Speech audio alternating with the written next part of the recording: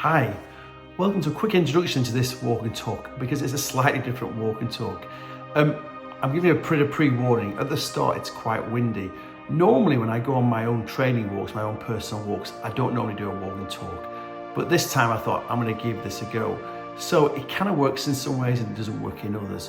What you're doing is joining me on one of my on training walks ahead of an event I've got later on this year, where I put both the Garmin GPSMAP 67 and also the Zoleo through its paces.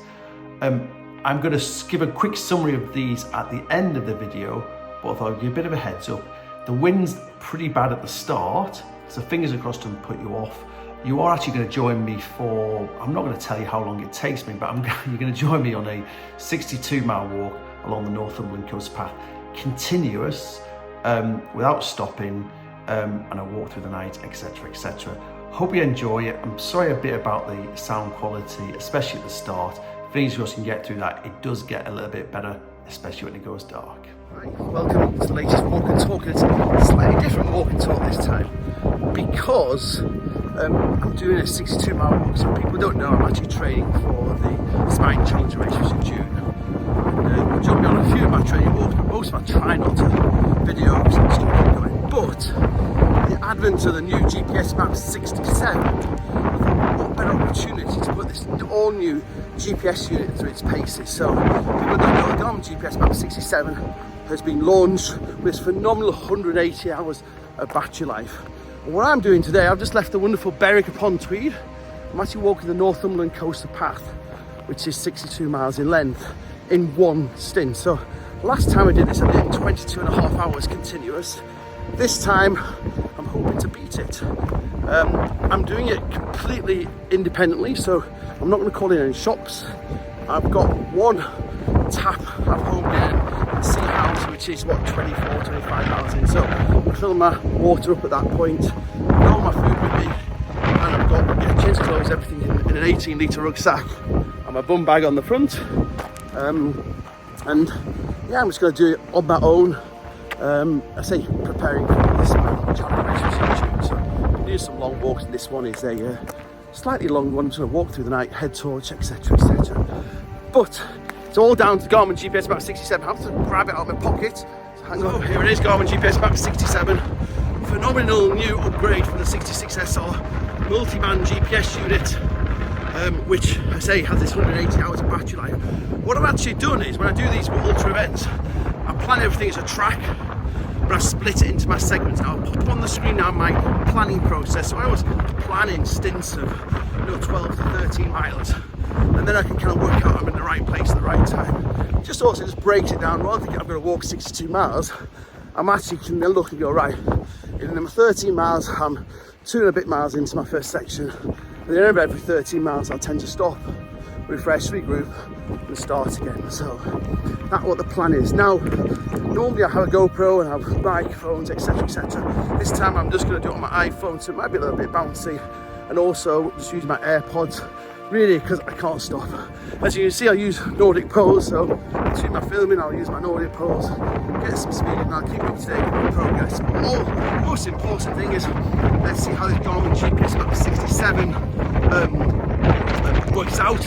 I'll be honest with you, I took it out of the box yesterday afternoon, which is Friday, charged it, updated the software on it, set the unit up, loaded the track from Garmin Basecamp, and yeah, loaded the track and off we go. Only other thing to mention, I'm with a Zoleo, so I've got a Zoleo, which is a 2-way satellite communicator, so my wife can see where I am, and I've got communication both on and off grid. If people don't know, Zoleo uses both the satellite and mobile phone technology to communicate. So it's just a Zoleo app rather I'm using for my communication. So there's lovely Berwick upon Tweed in the background. That's where we started off 2 and a bit miles ago. 60 miles to go down the coast. I'll catch up with you in a little while.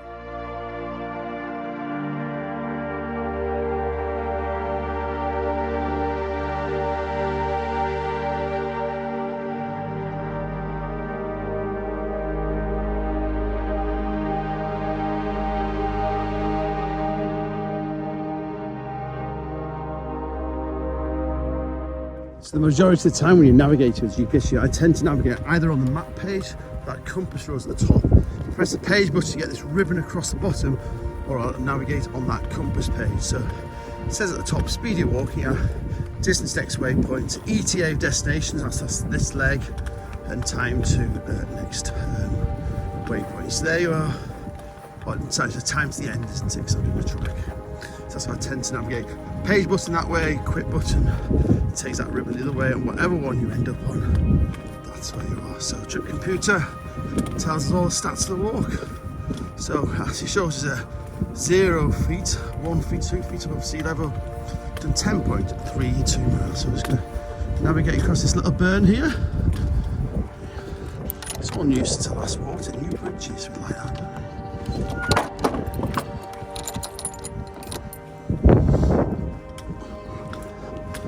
We're on the St Oswald's Way, St Cuthbert's Way, and now Northumberland Coast Path.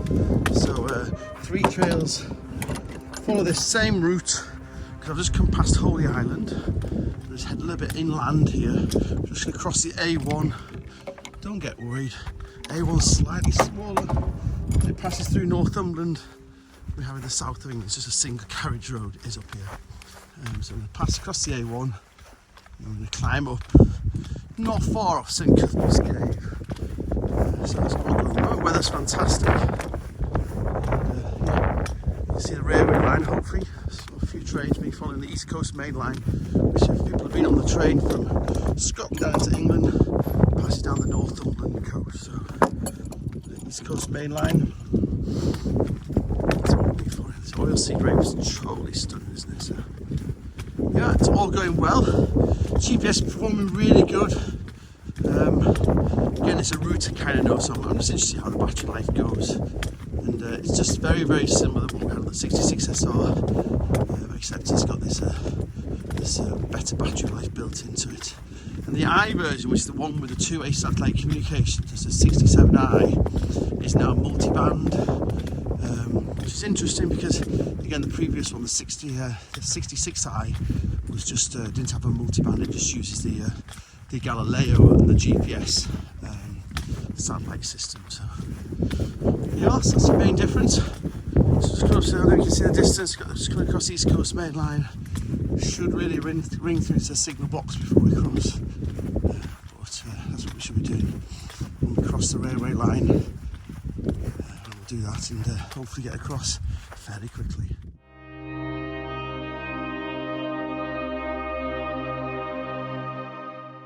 So I'm about just under 23 miles in, so I'm not going too bad. There's a stunning Budle Bay behind me. That's Budle Bay. Absolutely gorgeous. Looking up the coast, you can see Holy Island, or the castle on Holy Island, Holy Island of Lindisfarne. Correct? You can't see up the coast. Going a little bit misty where we started this morning. At Berwick upon Tweed. So you can hear the Zoleo just bleeping there. I'm doing tracking every 12 minutes or so. I've been really impressed by the way that's been performing. It's doing really, really well. People don't really realise the main reason I'm using this GPS, I do kind of know the path I've walked a number of times now, is it gives me these stats. It's on that spreadsheet. I kind of separate it into my legs. So I'm on leg 2 now, which is just coming to Bamburgh. I'm literally just a few miles off Bamburgh. And that leg had to get there for 5 o'clock. So turn around, see, we get there just before 5 o'clock. So on schedule, I had to just stop because there's some golf and walking through a golf course. First time I've stopped all day, so it tells me what time to get to my leg, so I know I'm working within the tolerances. And remember that spreadsheet, I kind of had it so I get slower and slower as the walk goes on. So actually, if I keep going, I actually end up catching up with myself at the end of the walk. So on my original plan had me arriving into Bamburgh at 5, which I'm going to get just under, and then I'm going to stay here for half an hour, 5:30, have my tea. But I'm going to do, I think I'm going to push on a little bit. As I said earlier on, there's water at Seahouses, which is another, 3 or 4 miles down the beach. It's a nice beach walking. It's going to get cold tonight, so I'm going to have to get jackets on and things. It's already starting to cool down, so it's not too bad now. So my idea is to keep going. Push on to Seahouses. There's just going to be some quick walking down the beach, and then I'm going to jump on the beach at Bamburgh here, walk down the beach to Seahouses, and get some pace on there, and then stop in Seahouses again. I'll be able to get a bit of shelter there as well, and get my jacket on, get my gloves on, get my hat on, etc. for the night. Have my tea also as well. My put some pasta in a plastic container, so I'll just deposit that plastic container in a bin. So that all can be done in the Seahouses, where we struggle to do that in Bamburgh, and have to pack an empty container away, which will drive me absolutely mad. So, just coming into Bamburgh, say, it's a lovely Budle Bay behind me. And again, Holy Island, Lindisfarne away to your left. That side, that's where it is. Holy Island. So, fingers crossed. Get onto the beach, power down there. I hope it's not going to be too cold. Don't forget not stopping. I try not to stop. I carry all my food in my bum bag. So I've got my bum bag here. So I carry everything that I need en route in there. So I've got my food in there. I wear specs, got my specs in there. I've got my snacks in there. I've got everything that I need. And I have side pockets on my rucksack with my waterproofs in and also my jacket in. So in theory, I can kind of keep going on the hoof.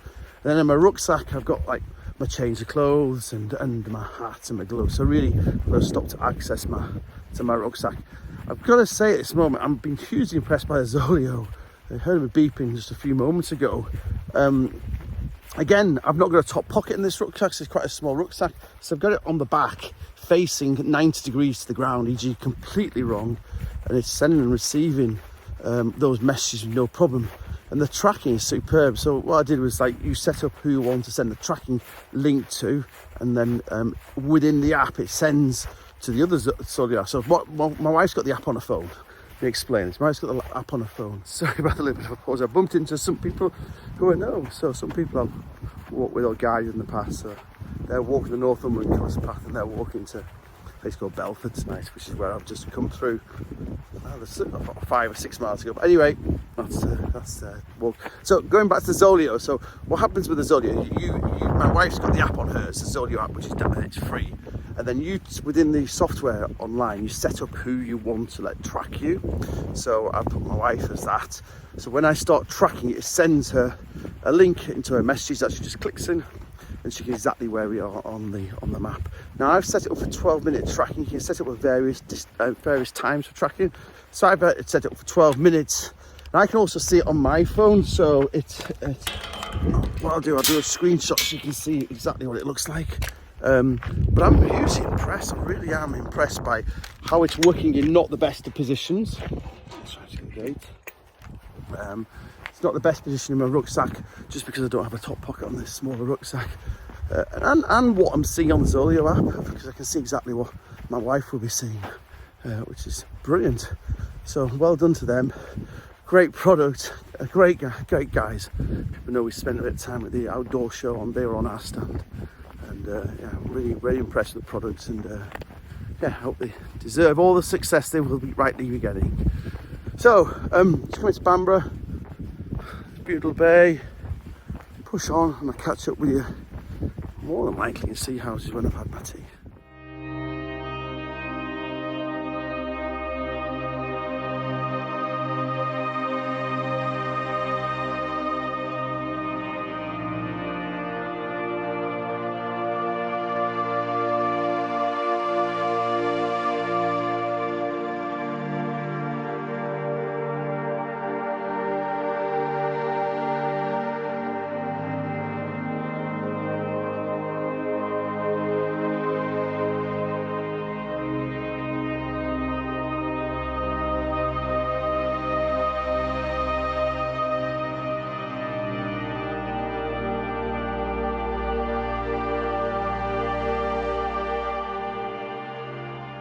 So I'm just passing through Seahouses, 28 miles in.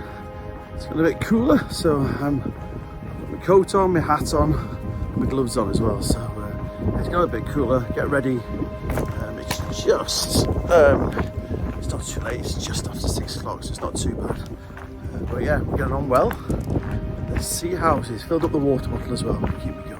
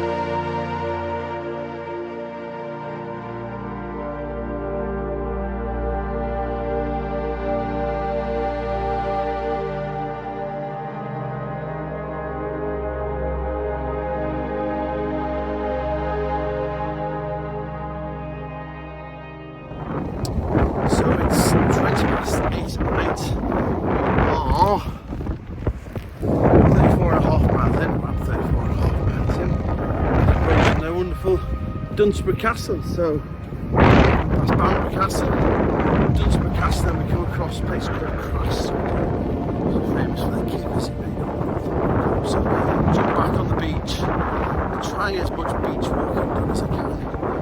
So spread on the front legs. 20 past 8 is the time the sun sets. So the sun is just going down, so I suspect in the next 20-30 minutes darkness, head towards just going on the sidewalk. So what I'm just going to try and do is keep going as fast as possible before the sun goes down. So I just walk a lot quicker and you can see exactly where you're on the head towards. But it's that time of year, it's the end of April, so yeah, it should be dark for that long, actually, so fingers crossed.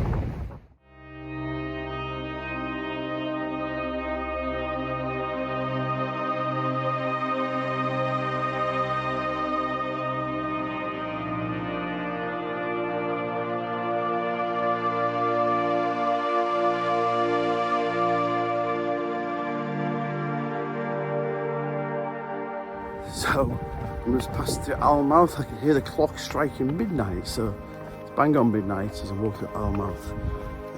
And it is 15 miles to go, so I've done 45 miles? No, 48 miles. 48 miles I've done. 48, 58, 63, 47 miles. Okay. So I'm just going to push on.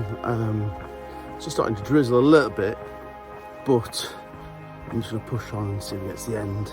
I see rang my dear wife, who was in bed, and said, can you pick me up at 5 o'clock rather than the original 8 o'clock? So fingers crossed she's going to be there at 5 o'clock. I'm hoping 15 miles to go really from here, 3 miles an hour, 5 hours is my average, and I'll just keep going.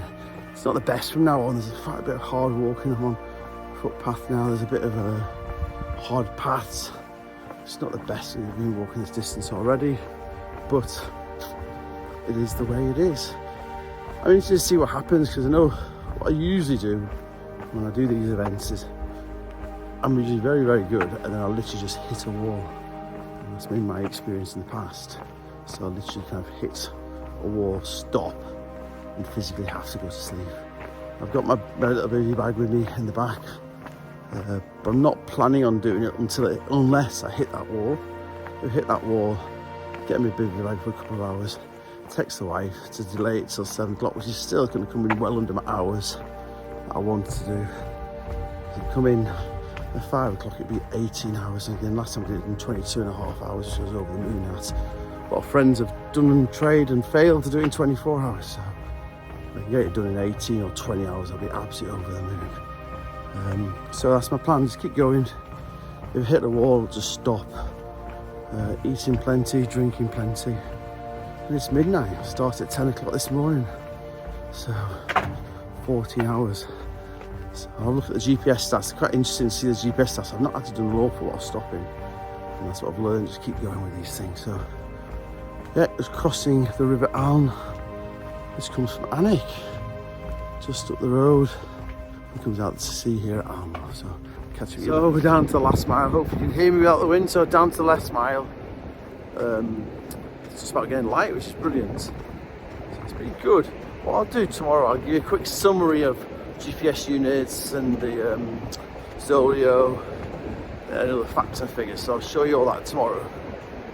So it's coming up to 5 o'clock now. So it looks like it's going to be just after 5, which is not bad going really. So that's what, 5, 7, 19 hours, just over 19 hours, which I've seen last time I did it in 22 and a half, above the moon with that. So yeah, I'm really pleased with that. It's had a few showers over the last 10 or 15, well, the last 5 or 6 miles. It's been fairly wet, which stopped for sunrise. It's brilliant. So fingers crossed, somebody's here to meet me home, shower, bed. I'll catch up with you guys tomorrow. Well done for getting to the end of the video. You'll be glad to know my wife was there to meet me at the end of the walk. which is fantastic. She'd been there literally just 5 or 10 minutes. And also the dog, she brought the dog out of the house.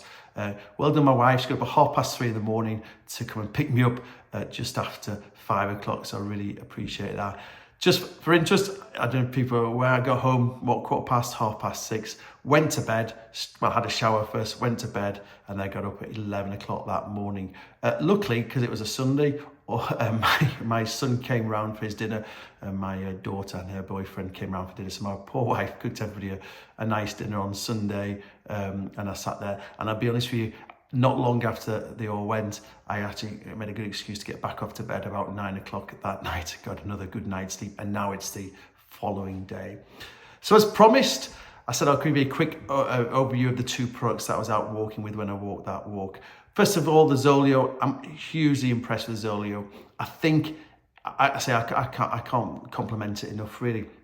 I use it all the time for my tracking, all the two-way communication I had with my wife. We did it via the Zoleo app, and therefore we could message each other to see where I was up to, what my plans are. Especially when it was coming to midnight, really, she was wanting to go to bed and she wanted to know exactly what was going to be happening going forward. So we used the Zoleo for all that communication. Also, when she woke up at 3:30 in the morning, she could see exactly where I was and had the confidence to get in the car and come and pick me up without having to get in touch with me.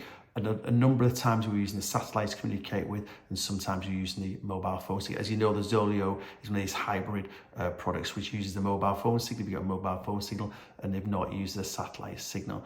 Really good value for money as well. And to get the live tracking on this, you just pay an extra £4.50 a month on any of the packages. So it's a really cost-effective way to do live tracking in order for us to communicate off-grid using both mobile phone network and also the two-way or the satellite communication. So couldn't recommend it enough. Again, I was on 12-minute tracking, which is the most that you can do with it, and it didn't pull down the battery very much during that whole walk. So well done, Zoleo, for that. The other product was the Garmin GPSMAP 67.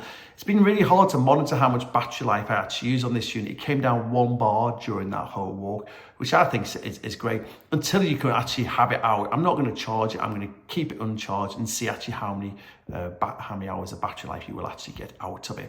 If you listen to the GPS Training podcast, which is now the May edition, you'll see we discuss that we review it in depth, the GPSMAP 67 and also the 67i. My colleague Andy is reckoning we're going to be at 140, 150 hours out of it when we're using multiband. And in my case, I was navigating with it, following that track, and I was also recording the track, which is a record of our trip.